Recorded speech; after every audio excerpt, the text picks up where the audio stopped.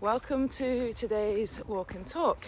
I've just literally dropped off the little one and driven through a local market town and just seen some market. It's a market town, but I didn't realise market towns must come from animal markets. I don't know why I didn't realise this. But anyway, it's an animal market where they buy and sell animals. And there's just so many warnings, like for the public not to go in there. All footwear must go through these washes to be sanitised. And it got me thinking, why is it such a danger? But then I connected the dots together with something that I just watched recently, which I'll post a link in the description, which is about the end of medicine because of intensive farming. Now I'm going to try and make this as positive as possible, but today's walk and talk is all going to be about the end of medicine as it is because of how we're farming animals. The reason why this has got to do with dog food is because dogs worldwide, they need so much meat, and you know, we could reduce this problem that I'm going to be talking about in a minute just by, you know, people reducing the amount of meat that they feed their dogs and humans, but we're talking about dogs today.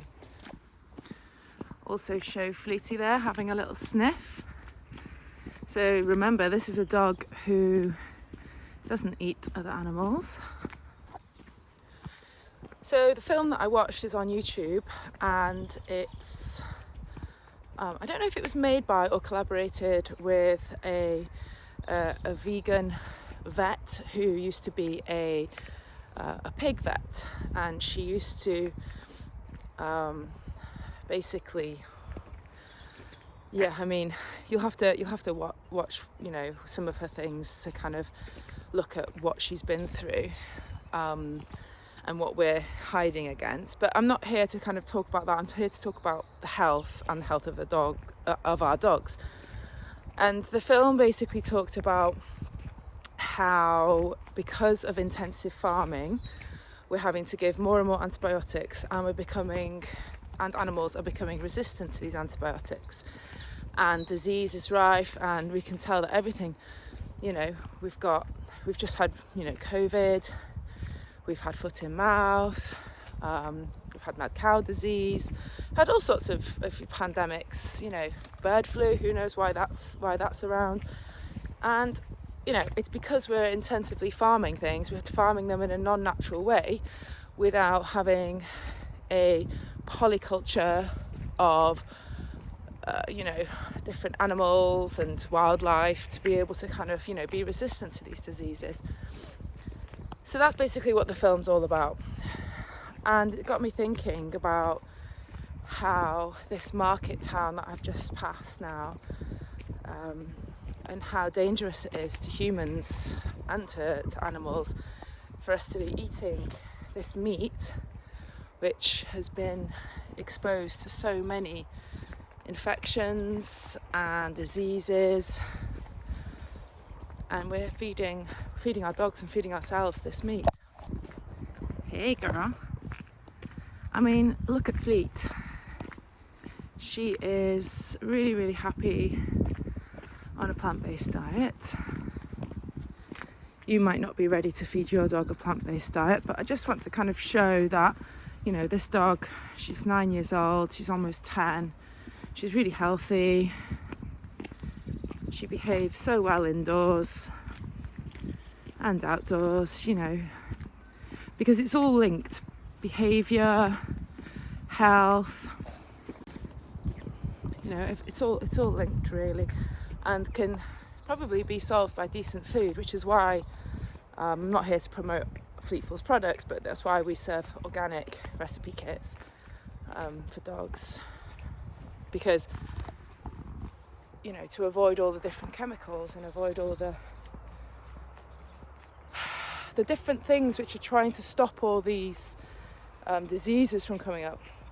Now remember, I'm not a scientist. I'm just trying to kind of logically think, right, what could be good for us, what could be bad for us. So I talk about organic. Okay, so Fleet eats organic. but surely feeding organic meat would be okay, because then they wouldn't, you know, the animals wouldn't be all cooped up and have to have extra antibiotics. They don't get fed, you know, growth hormones.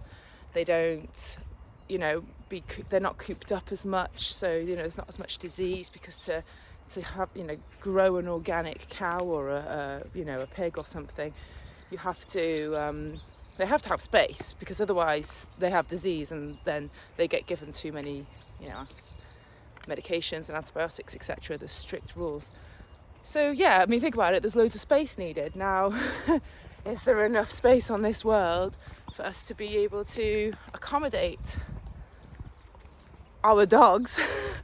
Let's not even think about humans. Accommodate everybody's demands for meat.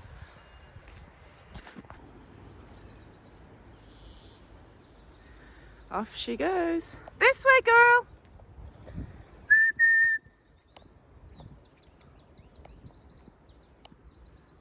This is a 9-year-old, almost 10, plant-based dog. I know I keep mentioning it, but look at her. It's ridiculous, and she can go like this for ages. Off she goes to sniff.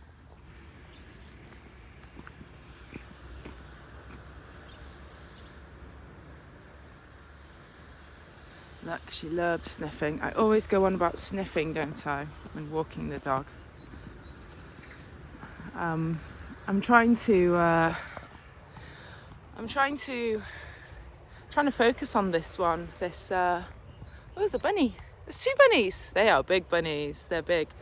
I'm trying to focus on this episode, but it's just, I'm one of those people who, I don't want to really preach things. Maybe I should, but I worry, and then at night I don't sleep. I suppose my contribution towards everything is, you know, dramatically reducing the amount of animal products in my own and my whole family, including my dog's life, and doing videos like this, I suppose, to kind of get people to think, right, is feeding a non-organic, factory farmed chicken to my dog, which doesn't look like a chicken, it just looks like a little pellet, or maybe you raw feed and it's all been nicely mashed up by a company. You know, you don't really see that chicken that's cooped up, that gets given antibiotics in their feed. You don't see that chicken that is, you know, had a horrendous life all the way through. You know, you don't see any of that. You just see, oh, dog food, easy peasy, open the bag, feed it to my dog. Now, okay, it's easy, great. It's definitely not healthy for your dog. And actually, I mean, depending on the quality of your dog food, even raw stuff, you know, there could be, oh yeah, you know, feathers, anything really. Like, I don't know about raw. Yes, she's been plant-based for 4 years now. I'm just so happy with her. Look at her. She's not overweight. She's brilliant. So Fleet's still getting her natural hunting instinct here. She's, where is she? There she is. So she's sniffing for rabbits. And people might go, oh yeah, so she, you know, she's a meat eater. She loves rabbits. Yeah, she loves sniffing for them. She's never going to catch them. She's a domestic dog, you know. She has been, you know, well, dogs, tens of thousands of years, they've just been eating scraps. And if you imagine tens of thousands of years ago, you know, meat's a, you know, serious, rare thing to have, to catch some meat. So yeah, they've developed to be able to eat starches. And ooh, I'll get told off by the mega meat companies and all the followers and all the Facebook people now. But yeah, just do a bit of research into it really. But they can eat starches, which is why, you know, eating a really big meat diet isn't actually good for dogs, and they're suffering from anal gland problems and all sorts. It's only the last 10 years that these really high meat diets have come about, because obviously there's so much waste meat because we're picky now. So it's big bucks for these meat-based companies. Flea, come here, girl. I actually saw recently that a company has just brought out a special topper to help with digestion. You just put on top of your raw diet or your whatever you're feeding your dog, because your dog can't poo properly. Guess all it is? All it is pumpkin. It's just basically pumpkin dried. Hello, feed vegetables. They need vegetables in their diet to be able to, have a proper poo. Come on, girl.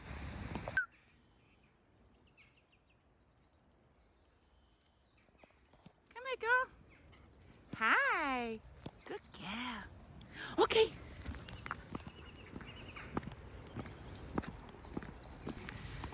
Anyway, I'm diverting.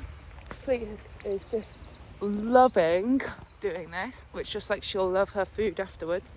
Come on, girl. Oh, there she is. Loves it, loves it. Yeah. Fleet! There's the river.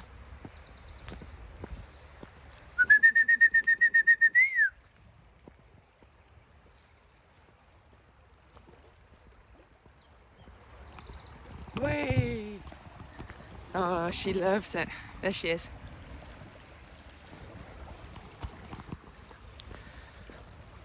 I've not really sold this video very well, have I? But I think you should watch it anyway, even, for your own health or your dog's health. But we are coming to a crisis, and even if you don't care about the future of the planet and, your family and all that, even if you don't care about all that, you should really care about your own health and your dog's health. Because animals are being pumped, literally pumped, even organic ones, because they are able to be given antibiotics, just not as many. They're being pumped full of antibiotics and medications, and even preventative ones. I think in this video it said something like 70% of farm animals are being fed antibiotics in their food. Now, I'm not sure if that's worldwide or just America or where or how that's regulated. I don't know. But, that's just scary, really. It's there's no wonder that people aren't able to get better with antibiotics, or the wrong antibiotics are there and they're having to develop new antibiotics. And there's no wonder that dogs are definitely dying sooner, and there's more getting cancer, isn't there? More and more.